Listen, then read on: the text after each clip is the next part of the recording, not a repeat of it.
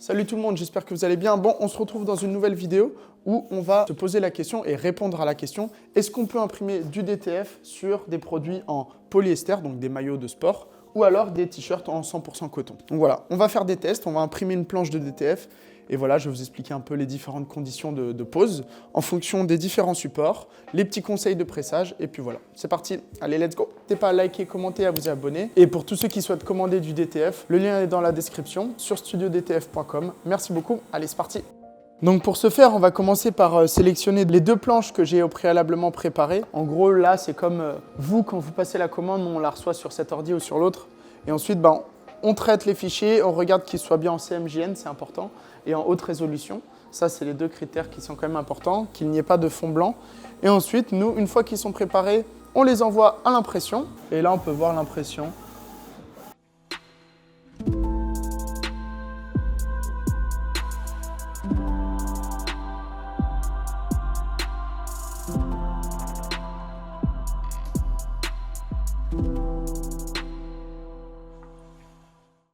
Ok, du coup, on se retrouve maintenant avec notre transfert imprimé. Ce qu'on va faire, c'est que je vais venir découper quelques petits logos et on va venir les mettre sur donc, deux matières, comme je vous l'ai dit. Une matière polyester, donc polyester c'est effet maillot, et une matière qui est 100% coton. Donc on va voir ensemble les deux, si déjà dans un premier temps, est-ce qu'on peut imprimer sur coton et est-ce qu'on peut imprimer sur polyester et quelles sont les différences entre les deux. Donc voilà, je vais commencer par couper tout ça. En soi, peu importe comment vous découpez votre DTF quand vous le recevez, ça n'a pas trop d'importance. En fait, qu'il soit coupé droit ou comme ça, de travers, ça ne va pas changer l'impression. Et on va te prendre, toi, un vert et un rouge. Comme ça, on va voir si les couleurs ressortent bien. Et pour le maillot qui est violet, donc là, ça va être chaud de mettre des belles couleurs dessus. On peut tester le marron en soi. Et les petits, hein. Tu sais, on est là pour tester, donc ce ne sera pas forcément esthétiquement très joli. Ok, donc maintenant, on prend nos deux t-shirts. On va commencer par le polyester. Question de facilité parce que du coup, le polyester, on le presse moins chaud que du coton classique. Donc le polyester, quand c'est du 100% polyester, moi je vous conseille de faire à 135 degrés pendant 20 secondes. En fait, si tu le mets comme sur du coton avec un peu plus de chaleur, ça risque de trop chauffer le polyester et donc tu vas avoir des marques de chauffe et honnêtement, c'est pas forcément conseillé. Donc pour cela, tu viens régler la presse que tu as chez toi. Enfin, soit tu viens faire un programme si ta presse permet de faire des programmes, sinon tu baisses juste la température et on va se mettre directement en polyester, donc qui est réglé à 135 degrés pendant 20 secondes avec une pression moyenne forte. Ok, et donc dès à présent, une fois que votre presse est à 135 degrés, vous venez enfiler votre t-shirt. Bon, ça vous savez peut-être le faire. En fonction du placement, vous faites bien gaffe. Moi, le premier conseil que j'ai à vous donner là-dessus, c'est d'abord de pré-presser votre textile. Ça permet de soit le sécher, soit enlever les imperfections, les petits plis, enlever un peu l'humidité. Comme ça, ton marquage, il est impeccable dessus. Donc nous, dans un premier temps, on va prendre d'ailleurs ces deux petits logos. C'est un choix de couleur qui est vraiment nul. Parce qu'on est sur des couleurs. Sur un maillot violet, il n'y a rien qui va. On aurait pu faire du blanc, mais bon, c'est moins fun. Ensuite, on vient presser pendant 20 secondes, justement à 135 degrés. Et ensuite, on vient l'enlever. Et attention, mais c'est un pelage à froid. Donc, on n'enlève pas directement le film sur le maillot.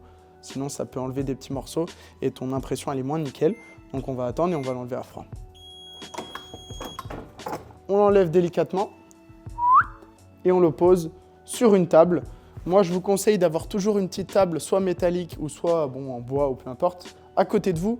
Comme ça, ça vous évite de faire des retours, de marcher à droite à gauche. Vous gagnez du temps et comme ça, ça va sécher plus rapidement que si vous la laissez sur la presse et là, vous allez attendre 10 minutes. Bon, maintenant, une fois que votre DTF il est refroidi, comment tu sais quand ton DTF est refroidi? C'est tout con, hein, mais juste tu mets tes mains, si c'est moins chaud, c'est que c'est bon. Et tu peux l'enlever délicatement avec un mouvement fluide et ensuite tu enlèves l'autre aussi.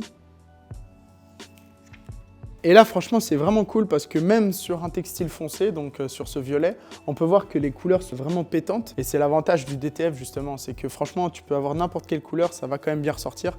du fait de mettre une sous-couche de blanc dans l'impression qui rend l'impression nickel. Et ensuite, la dernière petite astuce avant que ton t-shirt soit finalement prêt, c'est directement de venir le represser pendant 2-3 secondes, histoire que l'impression soit vraiment imprégnée dans la fibre du textile. Et comme vous voyez là, du coup, c'est très lisse comme impression. En fait, une fois qu'on va le represser, vous allez voir qu'on va peut-être voir un petit peu la maille du maillot en dessous. C'est pas très grave, ça n'abîme pas la qualité de l'impression. 1, 2, 3. Et voilà. Et là, vous voyez. Ok, bon, du coup voilà maintenant, une fois qu'on a repressé le maillot, vous pouvez voir que le DTF c'est hyper élastique. Honnêtement, ça sert à rien de faire ça, mais ça permet quand même de vous montrer l'élasticité d'un transfert. Et ça, c'est pas négligeable et c'est bon à savoir. Et du coup, pour des maillots, c'est vraiment top. Bon, du coup, pour le t-shirt en coton, on change le programme. Là, je viens de le changer déjà pour se mettre directement en DTF coton. Coton, c'est donc 150-155 degrés. Moi, je suis plus dans les 155 en vrai que 150. Pendant 12 secondes et toujours un pelage à froid. Et voilà. Du coup, là, j'attends juste que la température monte. Et puis là, à l'inverse, qu'est-ce qu'on va faire? On va faire... J'avais mis ça de côté. On peut tester un grand marron devant. Ça va changer un peu. Donc là, qu'est-ce que je viens de faire? C'est que je viens de pré-presser directement le coton. C'est pareil que le polyester, hein, mais ça, honnêtement, moi, je vous conseille fortement de le faire. Ça vient, pareil, aplatir un peu le t-shirt, enlever les impuretés, le lisser. Et comme ça, ton impression, elle est vraiment nickel. Donc, toujours pré-presser son textile. Et ensuite, tu places ton logo comme bon te semble. Hein. Là, c'est vraiment en fonction du projet, en fonction de la demande du client. Moi, je vais essayer de le mettre à peu près centré. Tac, tac. Et là, c'est pareil. On vient presser. Là, cette fois-ci, du coup, c'est un peu plus chaud. Et c'est pendant moins de temps, donc 12 secondes. Donc souvent, 12 secondes, ça te laisse le temps d'enlever le deuxième. Et là, tu reprends celui-là. Donc là, tout pareil, on attend. C'est comme le maillot, on attend, on fait un pelage à froid. T'attends, allez, en vrai, t'attends 20-30 secondes, même pas. Souvent, t'as le temps d'en faire un deuxième, en fait, parce que souvent, le DTF, tu les fais à la chaîne. Du coup, pendant que celui-là refroidit, t'imprimes ton autre t-shirt, et ainsi de suite. Ok, une fois qu'il est refroidi, c'est pareil, tu tiens ton t-shirt, et là, t'enlèves doucement, et là, tu as ton impression qui est encore nickel. Comme pour le maillot, on va represser le textile pendant 2 à 3 secondes. Pour ceux qui ont des questions sur la pression par rapport au polyester, c'est pareil, hein, on utilise une pression moyenne forte. Ça, c'est un peu subjectif, mais la pression moyenne forte, c'est faux. C'est-à-dire que tu ne peux pas le faire comme ça. Genre, tu laisses les bras tomber et ça baisse. Non, il faut quand même une petite pression, forcer un peu avec son corps pour que ça adhère bien directement sur ton textile. Donc là, voilà. 1, 2, 3. On tire, on lève. On enlève le textile et le voilà prêt. Et celui-là, c'est pareil. C'est vraiment bien imprégné dans la fibre en fait. Et là, tu vois, c'est pareil, tu peux tirer comme ça, c'est assez élastique. Et voilà. Bon les gars, comme vous avez pu le voir, la question, est-ce qu'on peut imprimer du DTF sur du polyester et sur du coton? La réponse est bien évidemment oui. Si on rentre un peu plus en détail sur du polyester, comme vous avez pu le comprendre, il faut juste adapter un peu les conditions de pressage, donc 135 degrés pendant 20 secondes. Et le rendu, il est vraiment cool. Franchement, je suis très content du rendu, de la finition, même les couleurs, hein, sur une couleur violette. Donc, c'est pas forcément les plus simples à imprimer. C'est-à-dire qu'il y a potentiellement des couleurs qui peuvent remonter. Et là-dessus, il n'y a aucun souci.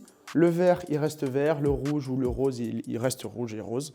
Donc, c'est top. Et pour le coton, c'est pareil. Hein. Là, on a pris un 100% coton, un t-shirt vraiment classique. Et l'impression, elle est vraiment nickel. Comme vous avez pu le voir, ça reste élastique. On voit la forme de la maille à travers. Donc, ça, c'est vraiment cool. Donc, voilà. Imprimer sur du coton, c'est un grand oui. Imprimé sur du polyester, c'est un grand oui. Il n'y en a même pas un qui est mieux que l'autre, les deux sont cool. Puis pour tous ceux qui ont d'autres questions, n'hésitez pas à mettre un petit commentaire ou à nous contacter directement par mail ou sur le site internet www.studiodtf.com. Commandez votre DTF avant 11 h et vous pouvez le recevoir dès demain. Merci à tous pour votre soutien, à très bientôt. Ciao, ciao!